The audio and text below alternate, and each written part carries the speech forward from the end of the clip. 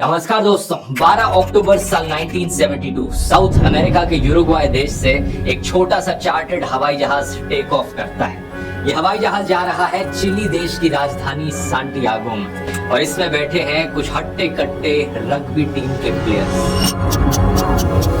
Total में 45 passengers हैं, तो इन प्लेयर्स के कुछ फैमिली और फ्रेंड्स भी साथ में आए हुए हैं। ये उड़ान कोई ज्यादा लंबी नहीं होनी थी। आमतौर पर यूरुग्वाय से सांटियागो जाने में सिर्फ 3 घंटे का ही समय लगता है, लेकिन रास्ते में बीच में आती हैं विशाल एंडीज की पहाड़ियां। साउथ अमेरिका में मौजूद एंडीज माउंटेन रेंज दुनिया की लॉन्गेस्ट माउंटेन रेंज है और हिमालय की पहाड़ियों के बाद सबसे ऊंची पहाड़ियां भी यहीं पाई जाती हैं। यही सुंदर पहाड़ियां हमारी कहानी में इन पैसेंजर्स के लिए एक भयानक मुसीबत बनकर खड़ी हो जाती है। 12 अक्टूबर के उस दिन पहाड़ियों में तूफान आता है, जिसकी वजह से प्लेन आगे नहीं जा पाता। पायलट्स डिसाइड करते हैं कि वो रास्ते में ही रुक जाएंगे और अगले दिन दोबारा से उड़ने की कोशिश करेंगे। अर्जेंटीना के मेंडोजा शहर में प्लेन को रात के लिए लैंड करा दिया जाता है। अगला दिन 13 अक्टूबर ये विमान दोबारा से टेक ऑफ करता है दोपहर के 2:18 पर। पायलट्स ने देखा था कि मौसम साफ हो गया है, तो अगले 1 घंटे तक सफर काफी सुहाना रहता है। 3:21 पायलट्स प्लेन को डिसेंड कराने लगते हैं। ये प्लेन सांटियागो के काफी करीब पहुंच रहा था, लेकिन अभी भी पहाड़ियों में ही था, क्योंकि इस शहर के बगल में बहुत ऊंची ऊंची पहाड़ियां हैं। नीचे उतरते समय अचानक से भयानक टर्बुलेंस देखने को मिलती है। प्लेन बहुत तेजी से ऊपर नीचे हिलने लगता है। इसी समय आसपास बहुत सारे बादल आ जाते हैं। चारों तरफ बादल ही बादल, कुछ दिखाई नहीं देता।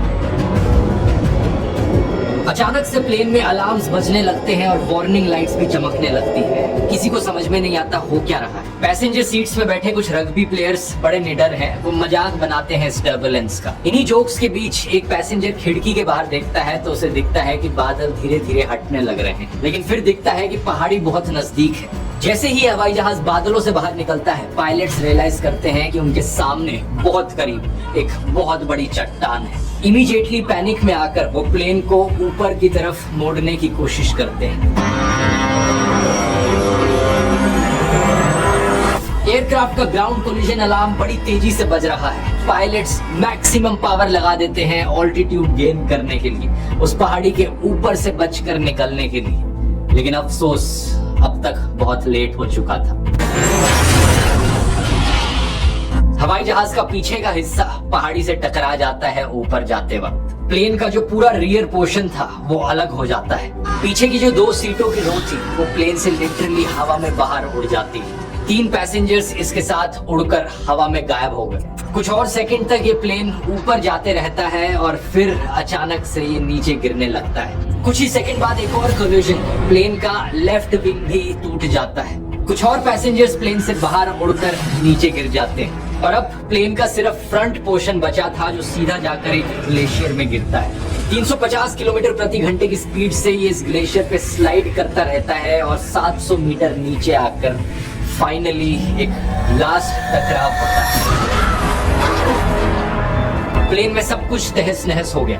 जो पैसेंजर सीटें थी वो प्लेन के बेस से फटकर बाहर आ जाती हैं। प्लेन का कॉकपिट पूरी तरीके से क्रश हो जाता है और 2 पायलट्स इमीडिएटली मारे जाते हैं। ये हवाई जहाज अब एंडीज की किसी अनजान पहाड़ी पे 3570 मीटर की हाइट पर टूटा हुआ पड़ा है। हैरानी की बात यह है कि प्लेन में बैठे 45 लोगों में से 33 लोग अभी भी जिंदा हैं। ये इस क्रैश को सरवाइव कर गए हैं किसी तरीके से।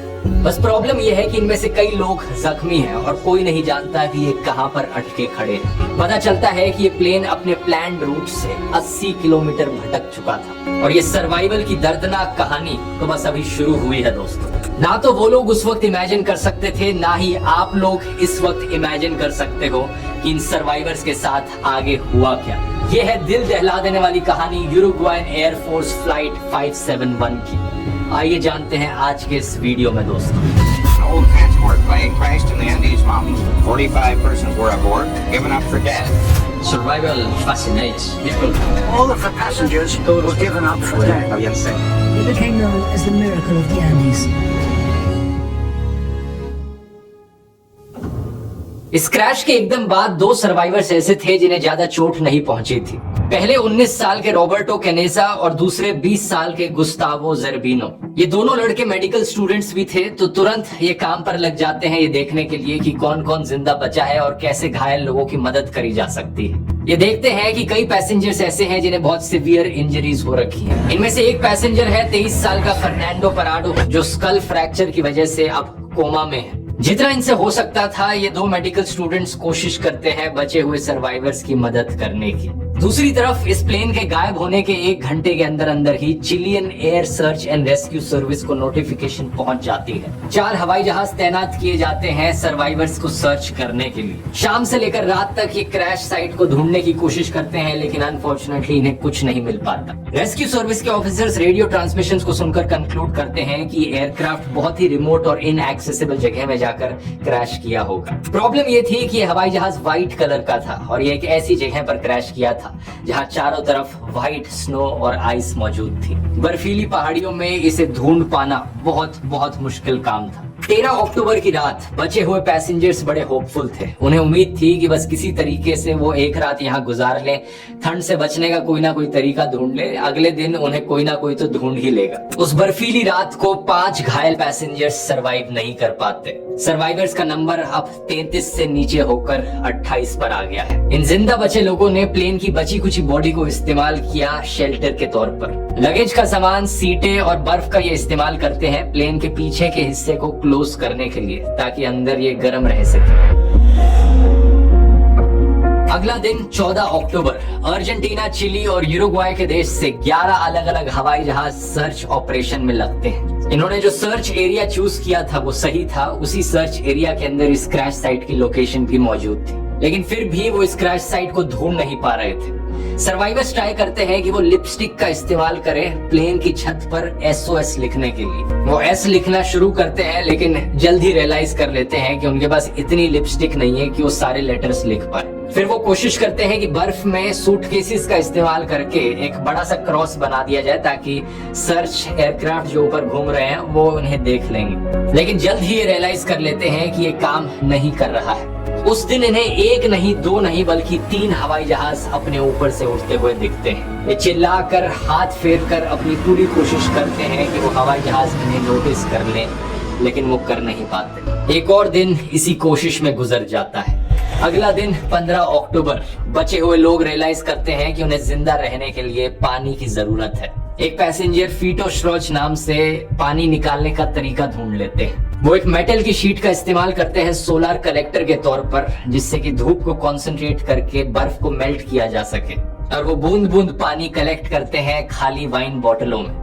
इसके साथ साथ कई पैसेंजर्स सीट पर जो लगी गद्दियां थी उन्हें स्नो शूज की तरह इस्तेमाल करने लगते हैं, और सीट कवर्स में मौजूद वूल को भी इस्तेमाल किया जाता है अपने आप को ठंड से प्रोटेक्ट करने के लिए। अगला दिन 16 अक्टूबर क्रैश के 3 दिन बाद फर्नांडो पराडो जाग उठते हैं अपने कोमा से। जैसे ही उन्हें होश आता है उन्हें दिखता है कि उनकी माँ क्रैश में मारी जा चुकी है और उनकी 19 साल की बहन बहुत सिवियरली इंजर्ड है। पराडो अपनी बहन को जिंदा रखने की पूरी कोशिश करते हैं, उनके लिए खाना पानी लेकर आते हैं, लेकिन दिन प्रतिदिन जैसे बीतता गया, क्रैश के 8 दिन बाद उनकी बहन भी गुजर जाती हैं अपनी इंजरीज के चलते। ऐसे हादसे हमें याद दिलाते हैं कि जिंदगी कितनी अनिश्चित है, कितनी अनप्रेडिक्टेबल है। हम नहीं जानते कि कितनी लंबी उम्र हम जिएंगे असलियत। इसलिए कहा जाता है लिव एवरी मोमेंट। अपनी जिंदगी में हर दिन हर पल खुलकर जियो, क्योंकि क्या पता कल हो ना हो। लेकिन सवाल यहाँ ये भी है कि ये कैसे किया जाए। अपनी रोजमर्रा की जिंदगी में काम काज की टेंशन में कैसे अपनी मनपसंद चीजों के लिए टाइम निकाला जाए। इनमें से ज्यादातर पैसेंजर्स ऐसे लोग थे जो समुद्र के किनारे रहते थे। इससे पहले इन्होंने कभी बर्फ भी नहीं देखी थी, और अब अचानक से -30 डिग्री सेल्सियस की ठंड में इतने हाई ऑल्टीट्यूड पर बिना प्रॉपर खाना और पानी के ये यहाँ किसी तरीके से सरवाइव कर रहे थे।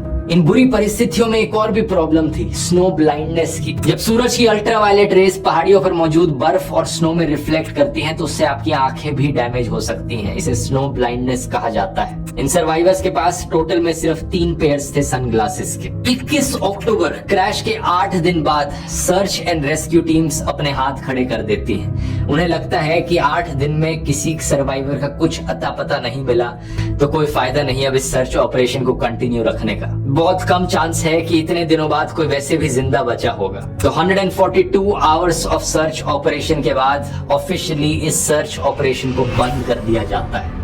इसी बीच सर्वाइवर्स को एक ट्रांजिस्टर रेडियो पड़ा हुआ मिलता है हवाई जहाज की सीटों के बीच में। एक survivor rugby player Roy Harley electronics के इंथुजियास्ट भी थे, तो वो उस रेडियो को ऑन करने की कोशिश करते हैं। एक बड़ा लंबा सा एंटीना इम्प्रोवाइज करके बनाते हैं और इनके एफर्ट्स की वजह से फाइनली ये रेडियो काम करने लगता है। इस रेडियो से सिर्फ वन वे कम्युनिकेशन हो सकता था। बाहर की चीजें ये सर्वाइवर्स सुन सकते थे, लेकिन खुद से कोई मैसेज बाहर नहीं पहुंचा सकते थे। ये रेडियो ऑन करते हैं क्रैश के 11 दिन के बाद और तब इन्हें पता चलता है कि सर्च ऑपरेशन कैंसिल किया जा चुका है। इन लोगों का दिल पूरी तरीके से बैठ जाता है। कुछ लोग रोने लगते हैं इस खबर को सुनने के बाद, कुछ लोग हाथ जोड़कर भगवान से प्रार्थना करने लगते हैं। Feeling that the world is alive and they consider you dead. Fernando पराडो इकलौते थे जो ज्यादा रिएक्ट नहीं किए इस खबर को सुनने के बाद, क्योंकि उनके मन में कुछ और ही प्लान बन रहा था। 11वें दिन तक सर्वाइवर्स को खाने की सख्त कमी महसूस होने लगी। इनके पास वैसे भी ज्यादा खाना था नहीं शुरू में, सिर्फ 8 चॉकलेट बार्स थे,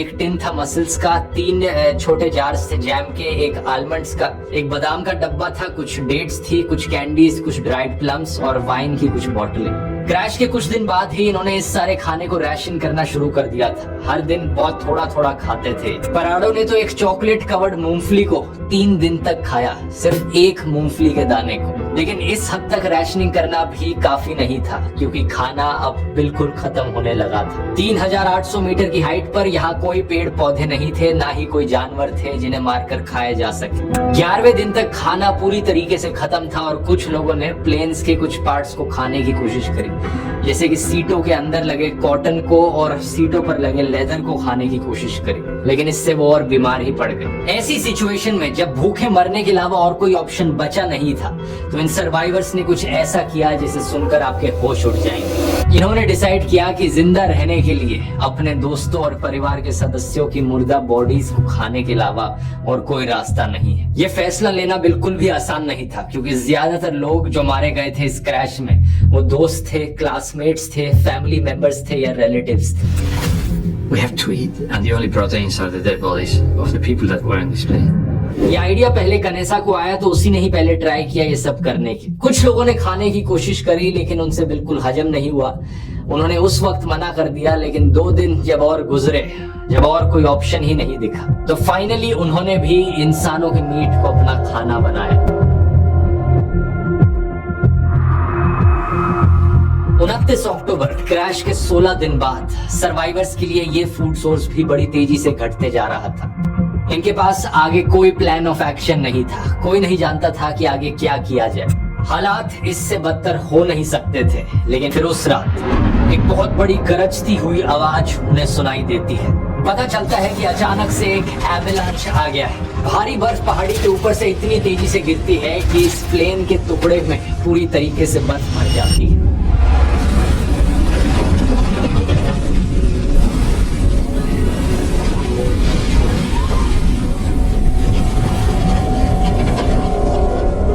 लोग बर्फ के अंदर गुम होकर सांस की कमी की वजह से मारे जाते हैं। अब बचते हैं सिर्फ 19।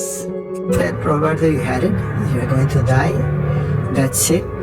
A very nice sensation of heat between my legs because I was peeing on myself and saying that's it. ये बचे हुए 19 लोग भी बर्फ के अंदर एक छोटी सी स्पेस में दबे हुए हैं। पराडो एक मेटल पोल का इस्तेमाल करते हैं बर्फ के अंदर एक होल बनाने के लिए, जिससे कि कुछ वेंटिलेशन आ पाती है। 2 दिन तक मेहनत करने के बाद खोद कर ये एक टनल बनाते हैं उस बर्फ के अंदर से, और बड़ी मुश्किल से सरफेस पर बाहर निकल पाते हैं।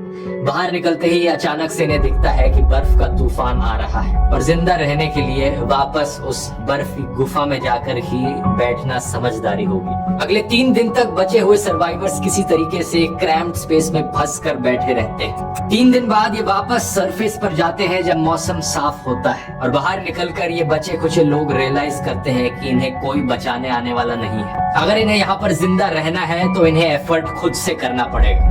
यहाँ क्रैश साइट पर बैठे रहकर मदद की उम्मीद करने का कोई फायदा नहीं है। मरना ही है तो आखिरी दम तक कोशिश करके मरे। कनेसा, पराडो और विजिंटिन सबसे स्ट्रॉन्गेस्ट सर्वाइवर्स में से थे। तो सब लोग मिलकर डिसाइड करते हैं कि इन तीनों को थोड़ा ज्यादा खाने का राशन दिया जाए और सबसे गर्म कपड़े इन्हें दिए जाए, क्योंकि ये लोग कोशिश करेंगे बाहर निकलकर पैदल चल के मदद ढूंढने की। सबसे पहला काम था लोकेशन का अंदाजा लगाना। क्रैश होने से पहले को पायलट ने एक स्टेटमेंट दी थी कि इनके हवाई जहाज ने कुरिको शहर को पास कर दिया है। तो इन लोगों ने अंदाजा लगाया कि अगर हम वेस्ट साइड में कुछ किलोमीटर दूर चलेंगे तो हम जरूर चिली देश के कुछ कंट्री साइड के एरिया में पहुंच जाएंगे। लेकिन ये अंदाजा इनका बहुत बहुत गलत था। को पायलट को असल में खुद भी आइडिया नहीं था कि प्लेन वो कहां पर ले जा रहा है। असलियत में इनकी क्रैश साइट 89 किलोमीटर ईस्ट में थी, एंडीज पहाड़ियों के बीचों बीच। फिर भी इस बात से अनजान ये कुछ टाइम रेस्ट करते हैं एनर्जी बिल्डअप करने के लिए, और 15 नवंबर को 33 दिन क्रैश के बाद ये तीन लोग निकल पड़ते हैं मदद ढूंढने के लिए। घंटों तक ईस्ट की दिशा में चलने के बाद इन्हें अपने ही हवाई जहाज का पीछे का टुकड़ा गिरा हुआ मिलता है। ये वही हिस्सा था प्लेन का जो पहले ही टूट गया था। इसके अंदर इन्हें बहुत सारे सूटकेसेस मिलते हैं, चॉकलेट्स के बक्से, 3 मीट पैटीज, रम की एक बोतल, एक्स्ट्रा कपड़े, कॉमिक बुक्स और थोड़ी बहुत दवाइयां भी। और इसके साथ ही साथ इन्हें मिलता है एयरक्राफ्ट का 2-वे रेडियो सिस्टम, एक ऐसा रेडियो जिससे ना सिर्फ इनकमिंग कम्युनिकेशन हो सकती है बल्कि बाहर भी मैसेज भेजा जा सकता है। ये डिसाइड करते हैं कि यहीं पर रात बिताई जाएगी। एक्सपीडिशन के अगले दिन ये थोड़ा बहुत और ईस्ट में चलते हैं, लेकिन बातचीत करने के बाद इन्हें लगता है कि ये जो एयरक्राफ्ट का रेडियो है इसे ही चालू करने की कोशिश करी जाए। क्यों ना हम हवाई जहाज से कुछ बैटरीज निकालने की कोशिश करें मेन बॉडी से, और फिर इस रेडियो को चालू करने की कोशिश करें। फिर हम बाहर अपनी SOS कॉल भेज सकते हैं। टेल के हिस्से में ही इन्हें 24 किलो की बैटरीज भी मिली, लेकिन ये बहुत ही भारी थी। इन्हें वापस से कैरी करके प्लेन की मेन बॉडी क्रैश साइट तक ले जाया नहीं जा सकता था। तो इन्होंने डिसाइड किया कि इसे यहीं से चालू करने की कोशिश करते हैं। वापस जाकर ये रॉय हार्ली की मदद लेते हैं, जिन्हें इलेक्ट्रॉनिक्स की थोड़ी जानकारी थी, लेकिन अफसोस ये प्लान भी काम नहीं करना था। बात असल में ये थी कि एयरक्राफ्ट का इलेक्ट्रिकल सिस्टम 115 वोल्ट AC में काम करता था, और जो बैटरी इनकी थी वो 24 वोल्ट DC की थी। इन्हें कनेक्ट करने का इनके पास कोई जरिया नहीं था। कुछ दिन तक ये पूरी कोशिश करते हैं रेडियो को चालू करने की, लेकिन जल्द ही रियलाइज कर लेते हैं कि कोई और रास्ता नहीं है। जिंदा बचना है तो वेस्ट की डायरेक्शन में पैदल चलना शुरू करना पड़ेगा। 11 दिसंबर क्रैश के 59 डेज बाद एक एवलांच आता है जिसमें 3 और सर्वाइवर्स मारे जाते हैं। I was trapped completely by the snow in the avalanche, and it's the most deadly silence you may imagine. I couldn't move. बचते हैं अब सिर्फ 16। वेस्ट की डायरेक्शन में पहाड़ियों पर चढ़ने के लिए इन्हें रात में सोने का कोई तरीका चाहिए था। -30 डिग्री सेल्सियस की ठंड में कैसे सरवाइव किया जाए रात में। सर्वाइवर्स में एक 18 साल का लड़का था, कार्लोस मिगुएल रोड्रिगुएज। उसे याद था कि उसकी मम्मी ने उसे नीडल से स्यू करना सिखाया था। वो अपने साथ अपनी नीडल्स और सुइंग किट लेकर चला था। उसका आइडिया था कि अलग अलग कपड़ों को हम साथ में स्टिच कर दें और एक बड़ा सा स्लीपिंग बैग बना दें। I had the idea that with the insulation you could make a sleeping bag. But I not only had the idea, I made it myself. यही किया जाता है। अगला दिन 12 दिसंबर, 2 महीने पूरे हो चुके हैं उस दिन से जिस दिन से ये क्रैश हुआ था। ये 3 बहादुर आदमी पराडो, कनेसा और विजिंटिन निकल पड़ते हैं बिना किसी माउंटेनियरिंग गियर के ग्लेशियर पर क्लाइंब करने। The only certain thing was to the west was Chile. West की दिशा में जाने का मतलब था कि इन्हें पहले पहाड़ी के ऊपर जाना होगा, नीचे जाने से पहले। इन्हें अभी भी लगता था कि ये सिर्फ कुछ किलोमीटर ही दूर है, तो इन्हें उम्मीद थी कि 2-3 दिन के अंदर ये चलकर मदद ढूंढ लेंगे। तो इन्होंने सिर्फ 3 दिन की मीट की सप्लाई पैक करी थी। And you can imagine, without any skill, without any training, you're like a child when you are confronted with a snow slope. You try to go straight up, you might be using your hands and your feet, you're slipping, you're sliding, and for every step that you go up, you slide back a half a step. पराडो ठंड से बचने के लिए 3 jeans एक के ऊपर एक पहने हुए थे। अपनी टी-शर्ट के ऊपर 3 स्वेटर्स और पहनी थी, और पैरों पर उन्होंने 4 पेयर सॉक्स पहनी थी। उसके ऊपर एक प्लास्टिक शॉपिंग बैग भी लगाया था। ठंड की इतनी बुरी हालत थी। इनके पास कोई टेक्निकल गियर नहीं था, कोई नक्शा नहीं था, कोई कंपास नहीं था, और ना ही कोई क्लाइंबिंग एक्सपीरियंस था। और इतनी हाइट पर हवा भी काफी पतली हो जाती है, ऑक्सीजन की कमी महसूस होने लगती है, लेकिन इसके बावजूद भी ये आगे बढ़ते रहे पहाड़ी की ओर। इन्होंने स्टिच करके जो अपना स्लीपिंग बैग बनाया था वो रात में काम आता है। दिन में ये धीरे धीरे कदम बढ़ाते हुए आगे बढ़ते रहे। ये तीनों एक स्लीपिंग बैग में एक दूसरे से जितना करीब रह सके उतना करीब रहकर सोते थे और सूरज के निकलते ही ये चलना शुरू कर देते। धीरे धीरे कदम से कदम मिलाकर ये आगे बढ़ते रहे। दूसरा दिन आया, तीसरा दिन आया और चौथे दिन की सुबह इन्हें रियलाइज होता है कि इनकी एस्टिमेशन कितनी गलत थी। आगे इन्हें दिखता है कि ये रास्ता तो खत्म ही नहीं होता। खाने की कमी की वजह से विजेंटिन डिसाइड करता है कि वो वापस मुड़कर क्रैश साइट पर चला जाएगा और बचे हुए 2 लोग ही आगे बढ़ेंगे ताकि खाने की कम जरूरत पड़े। 15 दिसंबर विजेंटिन अपना रास्ता वापस ले लेता है, जो कि बहुत ही आसान रास्ता होता है क्योंकि ये सारा डाउनहिल था। वो एयरक्राफ्ट की सीट को एक स्ले की तरह इस्तेमाल करता है और 1 घंटे के अंदर वो क्रैश साइट पर वापस पहुंच जाता है। इस पहाड़ी को चढ़ने में इन्हें 3 दिन लगे थे और सिर्फ 1 घंटे में वापस क्रैश साइट पर पहुंच गए। पराडो और कनेसा आगे बढ़ते रहते हैं, पहाड़ी चढ़ते रहते हैं। 3 घंटे बाद ये पहाड़ी की पीक पर पहुंचते और इन्हें दिखता है कि चारों तरफ सिर्फ बाकी दूर दूर तक पहाड़ियां ही पहाड़ियां हैं। आसपास बर्फीली पहाड़ियों के अलावा कुछ नहीं है। I couldn't breathe. I couldn't speak.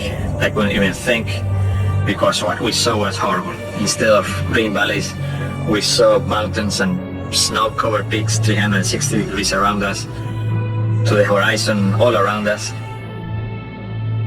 पराडो बड़ी मुश्किल से कोशिश करते हैं ढूंढने की कि कुछ तो और दिखाई दे। फिर दूर वेस्टर्न होराइजन में इन्हें दिखता है कि 2 पहाड़ियों की चोटी है जहां पर बर्फ नहीं है।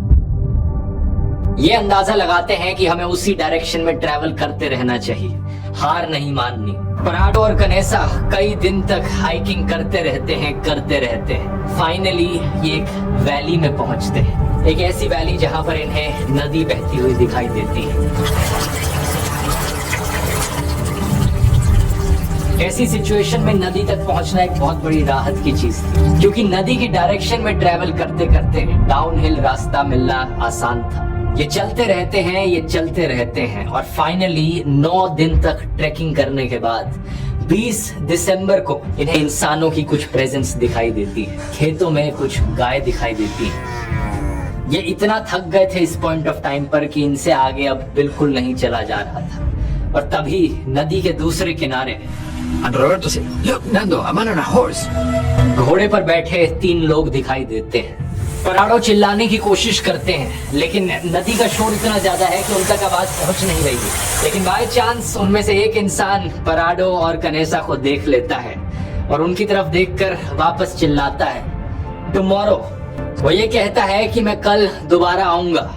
अगले दिन वो आदमी घोड़े पर बैठकर दोबारा आता है और इस बार अपने साथ कुछ पेपर और पेंसिल लेकर आता है। वो इस पेपर को पत्थर और पेंसिल के साथ अटैच करता है एक धागे के जरिए और नदी के दूसरे किनारे की ओर फेंकता है। पराडो को पहली बार मौका मिलता है अपना संदेश बाकी दुनिया तक पहुंचाने का।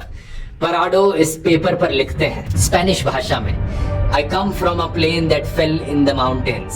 मैं यूरुग्वाई से आया हूँ, हम 10 दिन से पैदल चल रहे हैं। मेरे घायल दोस्त प्लेन की क्रैश साइट पर मौजूद है। हमें जल्दी से मदद की जरूरत है लेकिन हम नहीं जानते कैसे मदद मिलेगी। हमारे पास कोई खाना नहीं है, हम कमजोर हैं, हमारे पास चलने की भी हिम्मत नहीं बची। प्लीज हमें बचा लो, हम कहाँ पर हैं? दूसरी तरफ इस संदेश को रिसीव करने वाला आदमी एक चिली देश का किसान था, सर्गियो काटालान। वो इस नोट को पढ़ता है और उन्हें इशारों से समझाता है कि मैंने समझ लिया। अपने बाकी दोनों साथियों के साथ बात करने के बाद उसे पता चलता है कि हाँ, कुछ याद तो आ रहा है। कुछ 2 महीने पहले खबर में मैंने सुना था कि एक प्लेन क्रैश हुआ है। और जब इन साथियों को रियलाइजेशन होता है तो ये शॉक्ड रह जाते हैं। इन्हें यकीन नहीं होता कि 2 महीने पुराने प्लेन क्रैश से अभी भी कोई जिंदा बचा है। सर्गियो ब्रेड का टुकड़ा फेंकते हैं नदी के दूसरी ओर और अगले 10 घंटे तक लगातार ये घोड़े पर बैठकर वेस्ट की डायरेक्शन में दौड़ने लगते हैं। इंसानों के किसी भी गांव या बस्ती से ये इतने दूर थे अभी भी।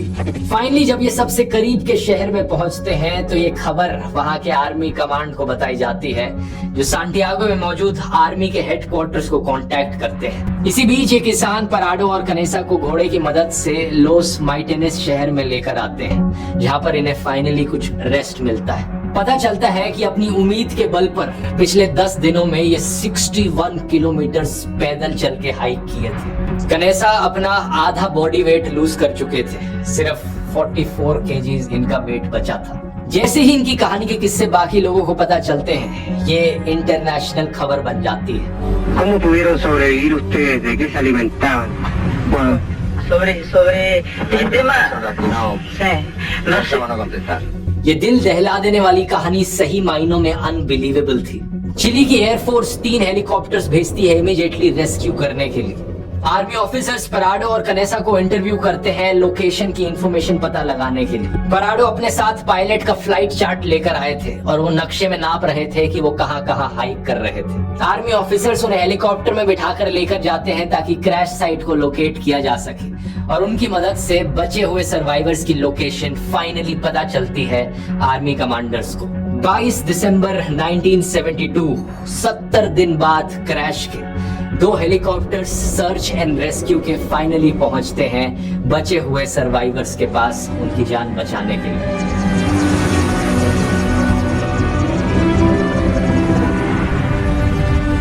टोटल में 16 सर्वाइवर्स यहाँ रेस्क्यू किए जाते हैं। बहुत बुरी हालत थी इन सर्वाइवर्स की, ऑल्टीट्यूड सिकनेस, डिहाइड्रेशन, टूटी हुई हड्डियां, मैल न्यूट्रिशन, लेकिन सब के सब रिकवर कर जाते हैं। ये कहानी दुनिया के सामने लेसन है उम्मीद को लेकर। अगर आपने ठान ली कुछ कर दिखाने की और आपके अंदर सब्र है और इंसानियत है, तो क्या कुछ करना नहीं पॉसिबल है। आप चाहे तो ऐसी चीजें अचीव कर सकते हैं जो आप कभी सपनों में भी नहीं सोच सकते। वो कहते हैं ना, where there's a will there's a way. इसलिए इस डिजास्टर को एक और नाम भी दिया जाता है, the miracle of the Andes. Video पसंद आया तो मैंने कई और वीडियोस बनाए हैं ऐसे ही प्लेन क्रैशेस की कहानियों पर, जैसे कि ये वाला जो इंडिया का सबसे भयानक प्लेन क्रैश था। बहुत बहुत धन्यवाद।